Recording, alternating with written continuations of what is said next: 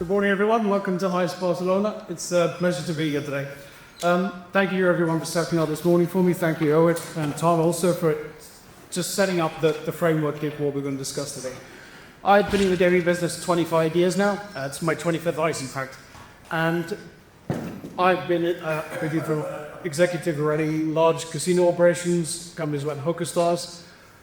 I got to a point in my career about 7 or 8 years ago where clients were coming to me. I had a reputation for bringing sites number one globally and on a local market basis.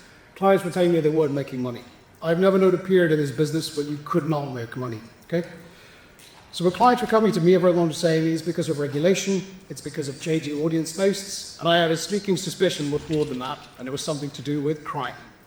When I started looking at the marketplaces like Curacao, like Malta, these hubs where international operations are based, and many of which have led to illegal gambling sprawling all over the world, I realized that there was probably more to crime than anybody had given it credit for before. I went around the world looking for people who could help me identify and find a solution for how I understand what crime is, understand what it's doing in the online gaming industry, and fundamentally how much money it's making, and how much money it's stealing from you. Because all of that money is your money. It's the money that should be going to the legitimate licensed industry. As Erwin mentioned, it is your money. It's the money you're exclusively allowed to make as licensed operators. It's the money that other people are stealing from you. And let's be blunt about it. I don't look at this as black market. I don't look at this as gray market. When I set up YieldSec, there was a very clear mandate here. Legal versus illegal. The whole point of this is understand that licensed operators are there to provide an unalloyed river of good to the communities that they're based in when you run this business correctly. I often refer to what we call the iceberg marketplace. So there is no black or white. This is all to do with basically, we always focus on the part above the waterline, the kind of bright, white, shiny cap. That's the legal licensed industry. It's what the regulators look at, the media look at, and also the customers and audience look at too, because that's the brightest, shiniest kind of peak of what the industry is capable of. The problem is, it's afloat in a sea of criminality. And the issue we have there is, who polices all this stuff on the line? Because if it's the regulator's job alone, regulators are not set up to do that. If it's the police's job alone, they don't know where to begin. So where do you start? The only way you could start is by identifying, as YieldSec does, all of the legal stakeholder communities. It is all of our problems, okay, to deal with illegal gambling, because it's all our money. There is only one marketplace, to be clear, because we often use this phrase black market or legal market. There is one marketplace, okay? The online gaming marketplace in each specific jurisdiction. So that will be Belgium, the Netherlands, the UK, New Jersey. There is only one marketplace. The problem we have is there are two industries: a legal, licensed, compliant, and tax-paying one, and illegal, unlicensed, and, let's face it, criminal industry that's also operating. So this is not just people, I want to here just kind of spoil people's fun. I get death threats every month for KL at YieldSec because of what we're saying as a company and how we try to only help the legal spectral community.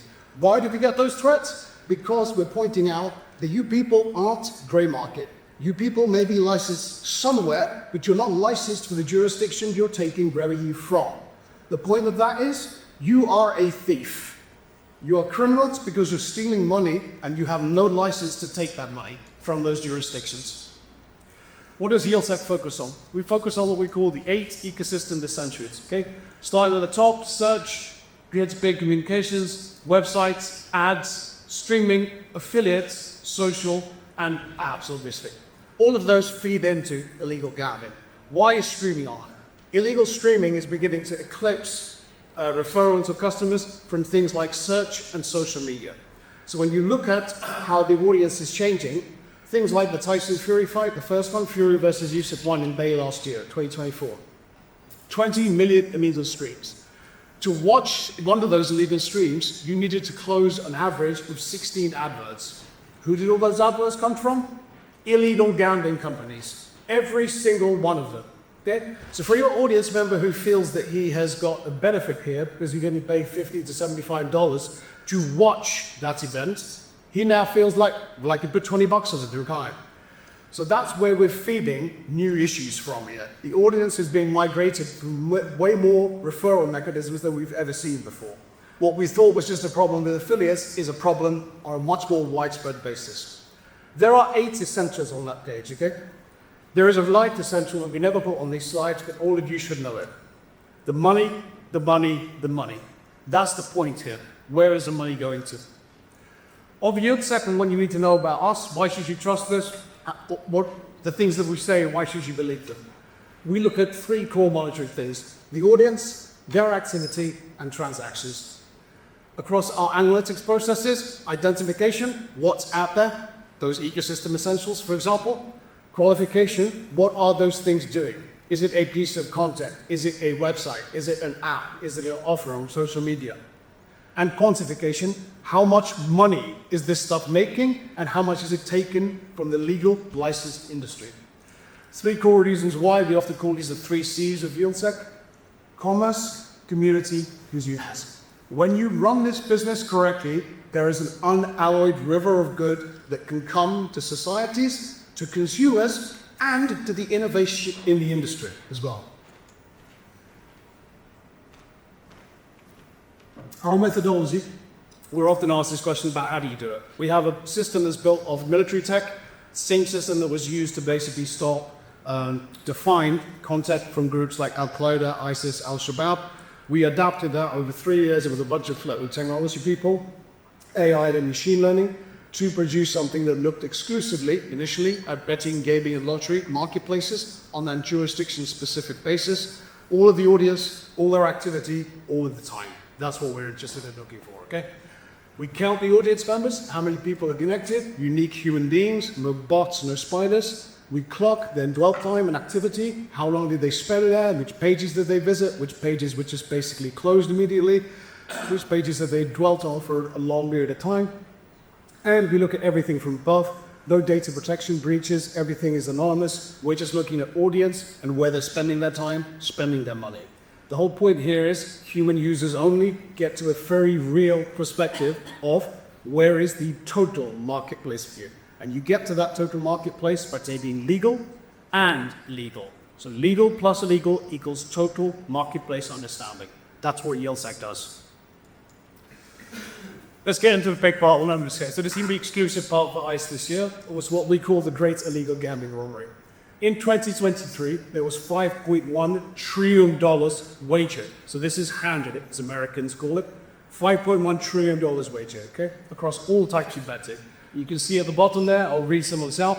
All forms of illegal online gambling include sports betting, horse racing, casino products, crypto casino products, horse racing, poker and other card games, predictors, which I'll touch upon later as well, daily fantasy sports, social casino, esports betting, skins betting and trading, what sits behind video games for younger players, and fake financial options, okay? So these are all the products that there are in the world. Across the world, we've got the Americas, high growth, mixture of different regulatory regimes, Africa and Middle East, explosive growth, mainly bans or new regulation, which is a harbinger for bringing in illegal gambling. Europe and the UK, advanced regulation, products being changed by adaptation within those societies. Asia Pacific, absolutely explosive growth and restricted market in the moment. 5.7 trillion was the global value of illegal gambling wagering during 2025. Okay, so that's across all those forms of gambling. That's all the money bet. The world looks like this. 73% of all gambling is illegal. 27% is legal. So we're in a position where more than 2/3 of the business is being run by criminals right now. More than 2/3 of the money that could be coming to our local commerce, local communities, and won by local consumers is being stolen by crime. Why do audiences engage with this? Because much of it is too good to be true, that audiences don't know that. And you can't blame them when they cannot distinguish between what's legal and what's illegal. What are the headwinds driving that change? So in the Great Illegal Gambling Robbery, between 2023 and 2024, there are 5-6 major areas here. We have the Copa and the Euros. It's one of those marquee soccer championships years, which more than 2/3 of the world are obsessed with. We'll have the same again in 2026. The Olympics were also last year. That was one of the most bet upon Olympics we've ever seen in online gaming history. Regulation exploitation, another yield set phrase. This is what's going on when you start to take things like age limit changes, deposit limit changes, advertising bans. When those are brought in by regulators, you have to have an understanding of the digital economy dynamics that sit behind it. So what happens is you make a change and something bad happens that you did not foresee, did not anticipate, but it's happening. And we'll touch on that in a moment. Crypto casinos and crypto sports betting is going through the roof at the moment. It's one of the biggest growth products of last year and synonymous with scams at the moment as well. So customers find this stuff on social media, they find it on streaming platforms, but they don't know how to interact with it. And then they feel like they've been ripped off, but who do you go to? Because you dealt with illegal gambling, you have no money coming back to you. Predictive products are absolutely coin toss gambling. It's a 50-50 bet, but it's a new way, new label for gambling. So if you're under 30 years old, particularly if you're in North America or Europe, you are playing predictors. You are not calling them gambling, and neither are the people who are offering them to you. But if you look at any illegal gambling operator, they understand the value of predictor products implicitly. It's not for no reason that they basically put, even in their search engine results on Google, that they are the home of sports betting and predictors. That's how important that product is to them, because it's basically the sports betting by another name. So that's what's driving all the growth. Legal versus illegal, what's success in failure here? So you are looking at the fundamentals of price, product, and promotion, okay? Legal have to abide by regulations. They cannot engage with illegal streaming content, which is driving huge amounts of false activity. They must pay taxes, which affects what kind of pricing you put out there, and you must abide by jurisdiction-specific legislation. The benefit you have as legal providers is that you have a connection for land-based resorts, as Owen also mentioned this morning. How do you get that start online, end live on premises? That if you're moving for audiences and customers in your marketplaces.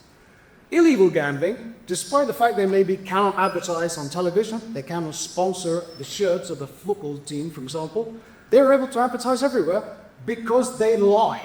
They're not telling anybody they're a gambling company from day one. They certainly aren't telling anybody they're an illegal gambling company. But when they go to Facebook, Google, Instagram, any of the platforms where they advertise, for 28 days when those accounts are being monitored, they're bending the rules. We're selling underwear, we're selling pizzas. On day 29, where the automated moderation generally stops, and most reactions are based on complaints alone, that's when you start changing the URLs, pushing people to new sites, new apps, new destinations, all of which are illegal, okay? So the audience will engage with illegal streaming. They can watch what they want, and they can babble the content immediately too. Unbeatable prices, that's easy when you don't pay any taxes, you don't pay for any responsible gaming. And you could target in jurisdictions simultaneously. So if you're operating in English language, you could be in the United States, you can be in the UK, you can be Australia and New Zealand. You don't need to care because your product is available everywhere. The only weakness they have is no land-based results. So again, let's start thinking about how we join the dots of these two areas. To use an analogy here of the three little pigs. We all heard this analogy, I hope, growing up. So there's the big bad wolf and there's the three little pigs. To avoid the big bad wolf, what do those pigs do? They build houses to protect themselves. Now you can liken this to online gambling marketplaces. So take you're building your house out of straw. Take any US state that does not have gambling regulation right now. Texas, Utah, California. You have built your house of straw, you are going to be eaten by the big bad wolf when he huffs and puffs, which he does. And 100% of your money has been taken by crime, which is building a house for them. If you license some products, like sports betting in America, a state like New York, you build your house through sticks because your audience is still betting than everything else. And now you've got a product and you've given the legal industry the ability to set up their marketing, their operations, if giving you some taxes. But what have you done to the marketplace? You've basically taken the legal industry and you've made it a whipping boy for illegals. Because what you've done to it is say, you can make some money on sports betting, for example. But then, when you lose, can't cross-sell the customers to any other product. Can't move them to casino, can't move them to poker, can't move them to lottery crawlers. You could just stay in sports betting. What do illegals do immediately? We're the on-stop shop, customer convenience location. We will cross-sell you everywhere. In America last quarter, lots of firms had a quarter where the customers won, okay? So they were paying money back to customers. What happens when you win money from a sports betting only website? You refund your money.